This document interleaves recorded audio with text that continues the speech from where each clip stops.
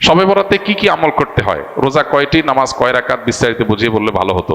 এটা এখনো পর্যন্ত এই মাসালা জানে না এমন মানুষ আছে কিনা দেশে, খুব বেশি আমার জানা নাই।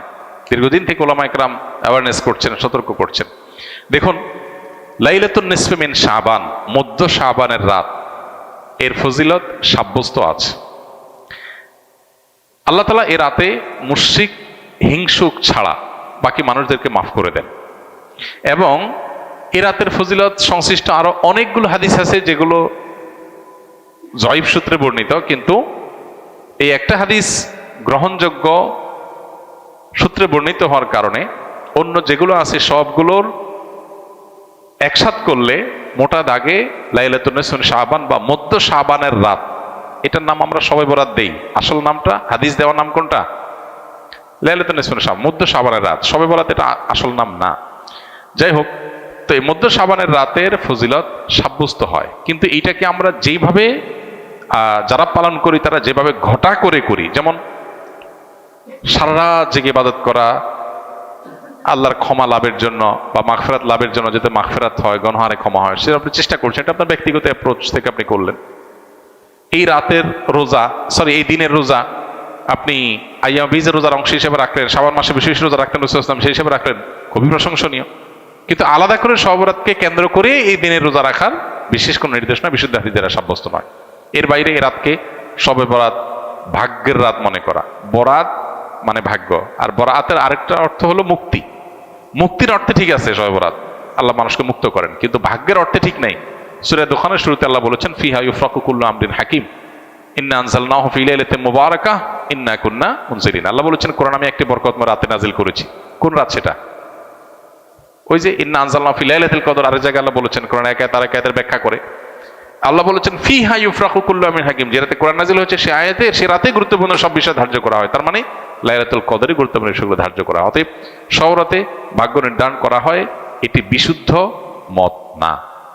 তবে এ রাতের বিশেষ কোন নামাজ, বিশেষ নামাজের সংখ্যা, বিশেষ সূরা, এরকম কোনো কিছু সাব্যস্ত না। এরকম কিছু সাব্যস্ত আছে মনে করলে বরং বিদআত হবে, যে এত রাকাত পড়তে হবে, এই সূরা দিয়ে পড়তে হবে।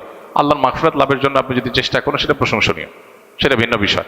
প্রত্যেক রাতেই তো আপনি আল্লাহর মাগফিরাতের জন্য চেষ্টা করা কর্তব্য বা করা উচিত। আল্লাহ তাআলা প্রতি রাতেই ভোর রাতে মানুষকে ডেকে ডেকে ক্ষমার আহ্বান করেন। এই জন্য শবে বরাতকে ঘিরে রাতের বিশেষ নামাজ, বিশেষ পদ্ধতির নামাজ নাই। তবে এ রাতে ক্ষমার বিষয়টা সুসাব্যস্ত, ক্ষমা লাভের চেষ্টা করা এটা গ্রহণযোগ্য। শবে বরাতের জন্য নারীদের স্পেশাল আমল কি? নারীদের স্পেশাল আমল তো হালুয়া বানানো। স্পেশাল আমল মানে স্পেশাল কাজ, কারণ শবে বরাতকে কেন্দ্র করে হালুয়া টালুয়া বানানো হতো, হালুয়া রুটি, গোশত রুটি এগুলা বিতরণ করা হতো। এগুলো এখন যদিও উঠে গেছে, কালচারাল বিষয়। এগুলো উঠে যাওয়াতে যে নারীরা সব নেকামল শুরু করে দিয়েছে তাও হয় নাই, সেটা যেমন বাস্তবতা। আবার ঠিক একইভাবে কোরআন সুন্নাহ বলেনি এমন কিছু কোরআন সুন্নাহর আমল মনে করে এস্টাবলিশড করা, বিদআতকে জিয়ে রাখা, এর ভিতরেও ইমানদারের কল্যাণ নেই, সেটাও আমাদেরকে মাথায় রাখতে হবে।